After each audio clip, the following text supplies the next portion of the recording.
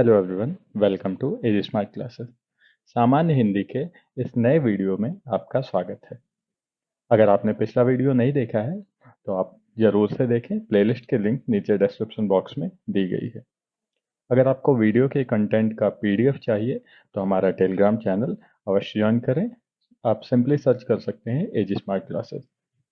आइए शुरुआत करते हैं। तो आज के वीडियो में हम देखेंगे समास।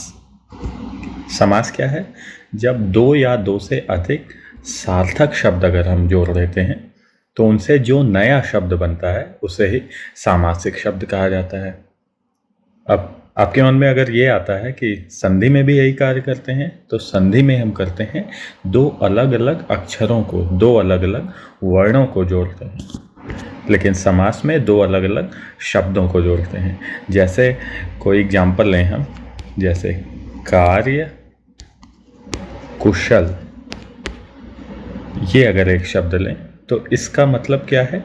ये शब्द अगर हम अलग अलग करते हैं तो एक होगा कार्य, दूसरा होता है कुशल।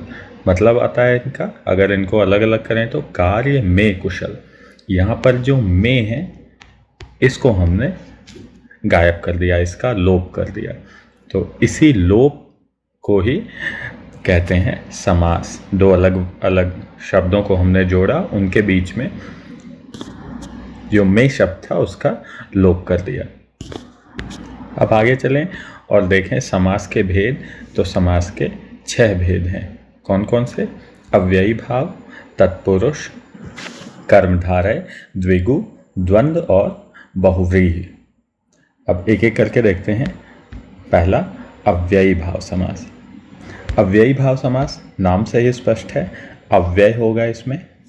तो पहला पद इसमें अव्यय होता है। दो या दो से अधिक शब्द हैं तो जो पहला शब्द होगा वो अव्यय होगा और दूसरा पद संज्ञा होगा।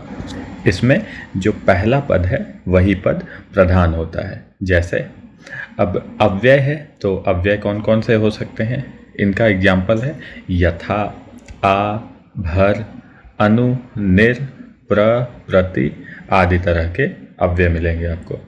और जो वर्ड होगा, आपको केवल वर्ड ही पकड़ना है।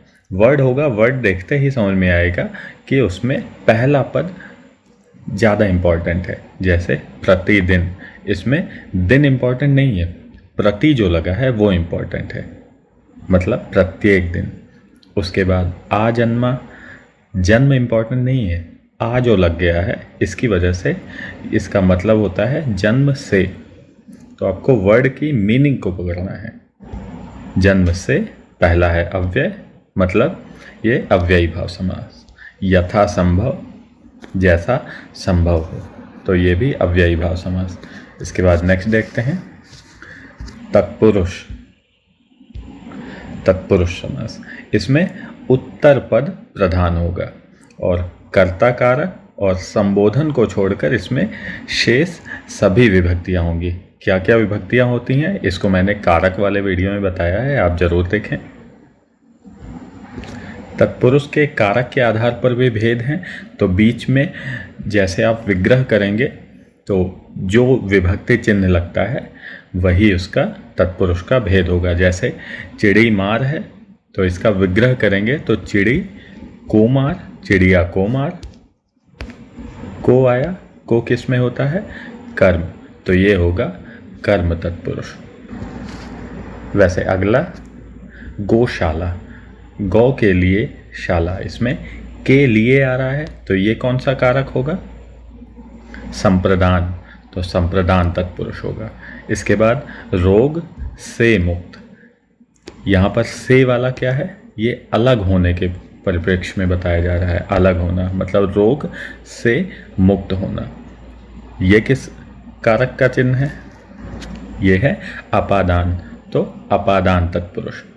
ये आप पर बीती, में पर, ये किस में था? ये था अधिकरण, तो ये होगा अधिकरण तत्पुरुष।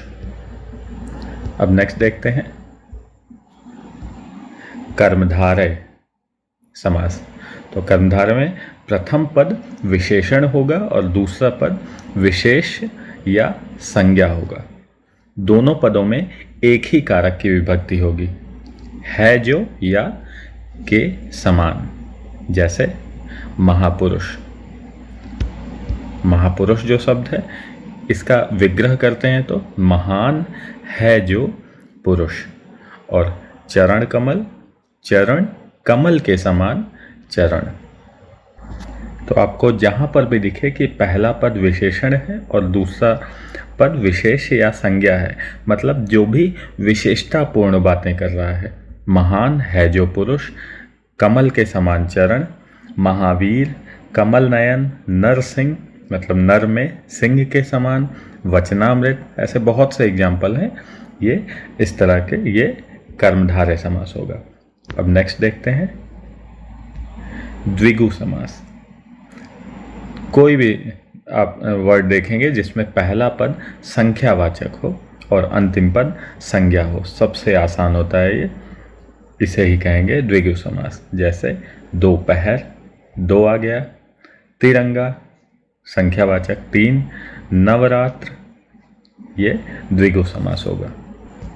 इसके बाद नेक्स्ट देखते हैं द्वंद्व समास। द्वंद्व समास में दोनों ही पद प्रधान होंगे और दोनों ही संज्ञा होगा या फिर विशेषण होंगे। इसमें दोनों पद अगर हम विग्रह करते हैं तो और मिलेगा, या मिलेगा। जब डैश, अगर बीच में डैश है तो भी उनके बीच में और ही माना जाता है विग्रह करने पर। जैसे रात डैश दिन, जहाँ पर डैश मिल गया वो द्वंद्व समास है।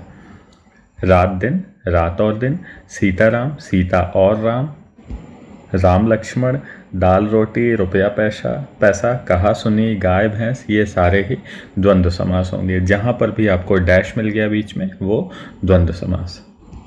माता पिता, ये सारे ही द्वंद्व समास होंगे।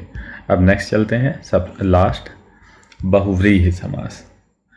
कोई भी शब्द इसमें प्रधान नहीं होता, जो भी आएगा वो, जैसे दशानन है तो ये किसी थर्ड चीज़ को ही रिप्रेजेंट करेगा, दोनों मिलकर नया अर्थ बनाते हैं। जैसे दशानन, इसका मतलब क्या है, रावण, रावण की ओर इशारा कर रहा है। वैसे देखा जाए तो दश है ना, 10 लिखा है तो होना तो चाहिए था इसे द्विगु, संख्यावाची है, लेकिन ये किसी अदर पर्सन की ओर इशारा कर रहा है तो ये होगा बहुव्रीहि समास। जलज, जलज अगर वैसे देखें बहुव्रीहि अगर नहीं होगा तो ये क्या होगा, जल में जन्मा। तो इस प्रकार से इसे होना चाहिए था अधिकरण तत्पुरुष, लेकिन ये इशारा कर रहा है कमल की तरफ, तो ये होगा बहुव्रीहि समास। वैसे ही गंगाधर, ये गंगा को धारण करने वाला मतलब भगवान शिव, शिव की तरफ इशारा कर रहा है तो ये होगा बहुव्रीहि समास। घनानंद मतलब घन के समान रंग वाला, ये भगवान श्री कृष्ण के लिए है तो ये भी बहुव्रीहि समास। लंबोदर, लंबा है उदर जिनका, भगवान गणेश के लिए है तो ये भी बहुव्रीहि समास होगा। तो ये था शॉर्ट वीडियो समास पर। यार वीडियो अच्छा लगा हो तो लाइक कमेंट कर दिया करो और शेयर वगैरह कर दिया करो। धन्यवाद।